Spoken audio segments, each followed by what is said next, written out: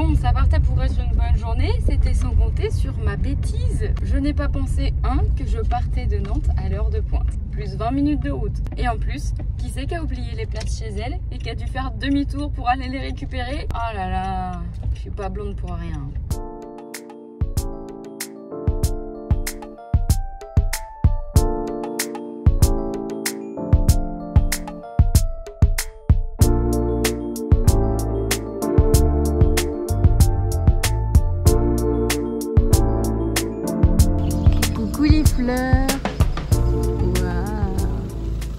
C'est bucolique. On arrive dans le pâturage. La journée va être longue, les gars. Salut, c'est la voix off du montage. Tu peux m'appeler la petite voix si tu veux, mais j'aurais l'impression de plagier quelqu'un. Bref, aujourd'hui je t'emmène aux Journées des sciences et de l'innovation équine. Et je suis accompagnée d'Angélique. On va voir des tas de conférences sur le bien-être, sur le comportement équin et une table ronde qui... Non, je vais pas te spoiler. L'objectif, c'est de te résumer toutes les conférences auxquelles on va assister aujourd'hui. Mais si certaines t'intéressent plus que d'autres, déjà, sache que la vidéo est entièrement chapitrée, mais en plus, tu trouveras tous les liens des conférences en question en description. Donc c'est bon, on est arrivé à l'IFCE au Cadre Noir de Saumur, donc je suis avec Angélique. Sois poli, dis bonjour, merci. Bonjour, merci. Et on n'est pas arrivé dès le début parce qu'au début c'était l'accueil des participants. C'est très intéressant, mais quand on a 2 heures de route, flemme de venir à 8h30. Donc on va arriver directement pour les conférences. Et voilà!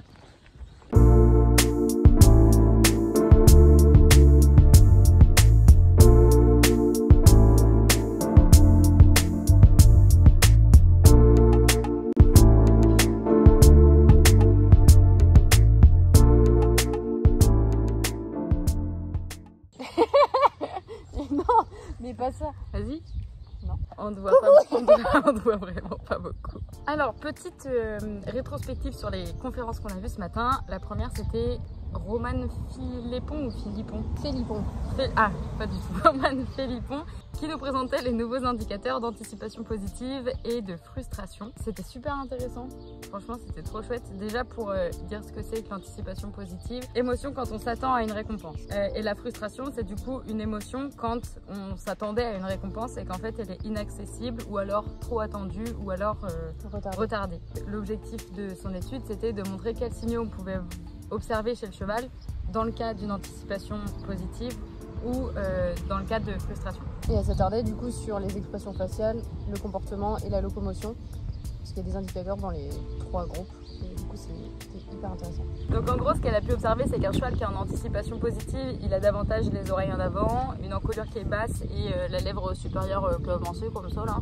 Alors que quand il est frustré, il va cligner beaucoup des yeux, il va avoir les oreilles plutôt en arrière ou sur le côté et l'encolure qui aura tendance à être assez haute.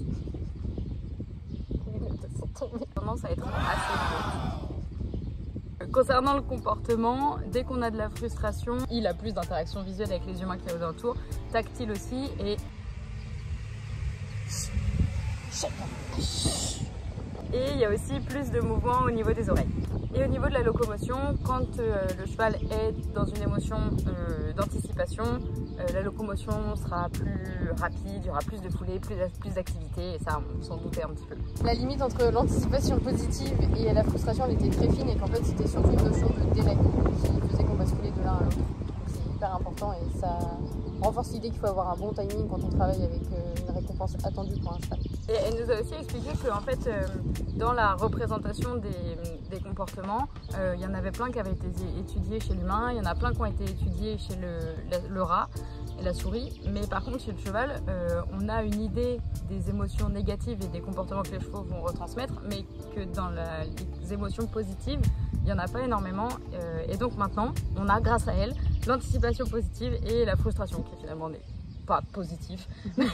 Oui, mais au moins elle a mis des expressions faciales dessus et ce qui n'était pas le cas en fait, parce qu'on voit les chevaux au quotidien mais on ne sait pas dire quelle expression correspond à quoi, et là au moins ça permet de déceler et d'avoir de meilleurs indicateurs. La deuxième conférence qu'on a vue, c'était sur le développement social du poulain, présentée par Mathilde Valenchon. Et en gros, elle a comparé des poulains qui ont été sevrés à 6 mois versus des poulains qui restent avec leur mère jusqu'à 10 mois après le sevrage, pour ceux qui ont été sevrés. Les environnements sociaux sont aussi riches pour ceux qui restent avec leur mère que pour ceux qui sont séparés à 6 mois. Mais d'ailleurs, les poulains sevrés étaient inclus avec des groupes contenant les poulains non sevrés avec leur mère. Donc il y avait un mix entre les deux. Et les résultats, ils sont assez fous parce que si on regarde par rapport au développement physique, par exemple, les chevaux qui étaient non sevrés, surtout les mâles, ont eu un gain de poids hyper important jusqu'à 9 mois après le sevrage, alors que ceux qui étaient sevrés ont passé plus de temps à s'alimenter.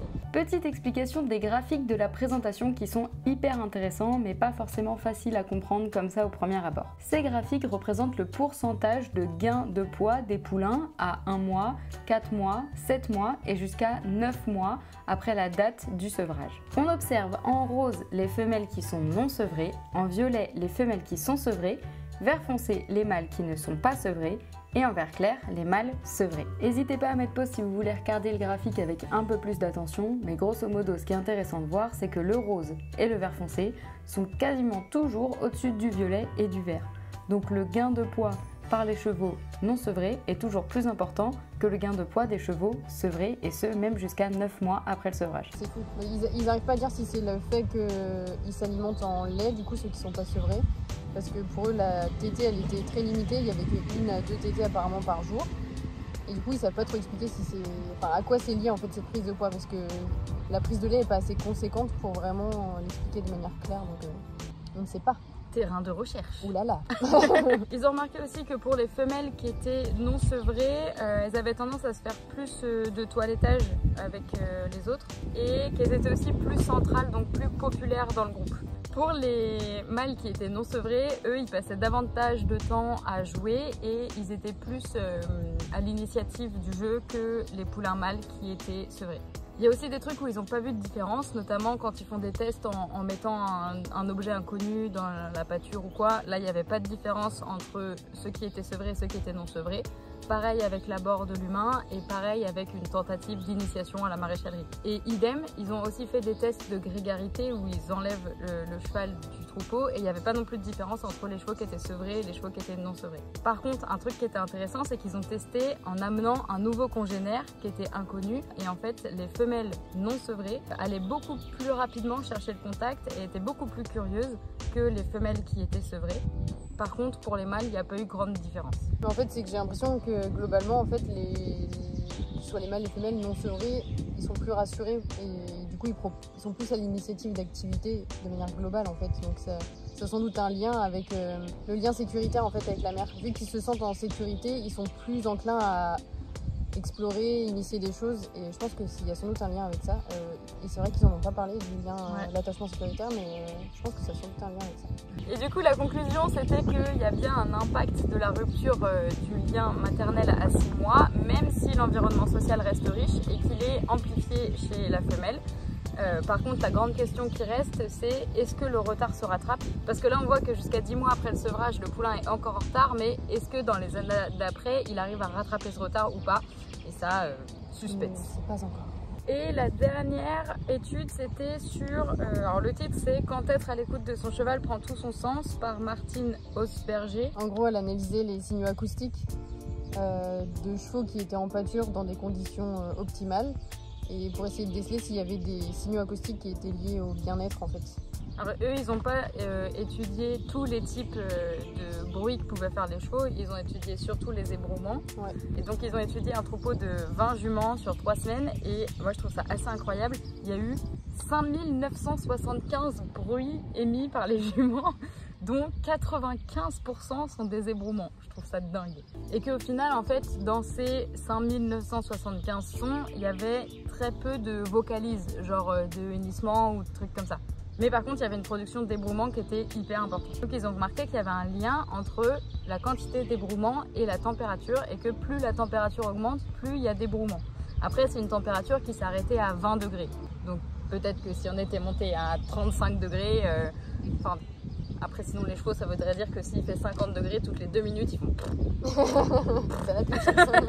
Elle a montré aussi qu'il n'y avait aucun lien avec le vent ou avec l'humidité et que le taux d'ébrouement augmentait aussi quand les chevaux arrivaient dans un nouveau pré, donc avec une ressource alimentaire qui est plus disponible. Et par contre, elle a aussi relevé le point que apparemment c'était pas lié à l'excitation ou quoi que ce soit. Il n'y avait pas de lien avec l'émotion, d'après leur relevé. Et moi, c'est un truc qui m'interrogeait vachement et je sais pas. Enfin, je trouve qu'elle a pas été assez loin pour nous expliquer pourquoi. C'est vrai. Mais pour elle, il n'y avait pas de lien avec l'excitation, etc. Donc on aimerait bien comprendre pourquoi. Peut-être que l'arrivée dans le pré, ça génère, je sais pas, tous les chevaux ils ont plus de mouvement, peut-être que ça génère plus de levée de pollen ou d'insectes, je sais pas, mais ça ils savent pas l'expliquer en fait pour l'instant. Ouais. Mais par contre, ce qu'elle a dit aussi, c'est que c'était toujours en situation calme. Oui. Donc que du coup, ce serait hyper intéressant pour l'évaluation des signaux, des émotions positives, de s'intéresser aussi aux ébrouements. Les ébrouements, en fait, ils arrivent quand même dans plein de situations, donc c'est là que je trouve qu'il faudrait vraiment creuser à fond, parce que bah, moi j'ai tendance... C'est une blague. Dans le travail, quand on a un cheval qui est un peu stressé et qui d'un coup arrive à un espèce de relâchement et commence à s'ébrouer, bah, on peut pas dire que c'est un signal de bien-être, c'est un indicateur de ok, il a passé un cap, mais on peut pas dire que c'est un signal de bien-être pour autant. Donc d'apaisement peut-être. Ouais, ça pourrait faire partie des signaux de relâchement, d'apaisement. Les ébrouements, il y a un gros truc à faire dessus, mais en tout cas c'était intéressant. Mais je pense qu'il y a tellement de choses à dire dessus que c'était un petit avant-goût. Et bien voilà pour notre matinée. On passe à l'après-midi maintenant qu'on a bien mangé. Et puis on vous retrouve tout à l'heure. Salut! Et non, pas tout à l'heure, mais plutôt dans la prochaine vidéo. C'était clairement pas aussi fun que le matin. Extrait. Bon, c'était absolument horrible cette table ronde. Donc voilà, trop chouette à regarder ça. Ils ont toutes les études, il y a même leurs chevaux qui ont servi à faire les études. Et ils les utilisent pas, ils les appliquent pas. Ils ont les résultats, mais ils ne les appliquent pas et ils se félicitent quand même de leur progrès prodigieux. On ne peut pas soumettre un cheval de 500 kg. La seule maltraitance qui existe, elle est physique. S'il va au bout d'un cross, c'est qu'il en a envie.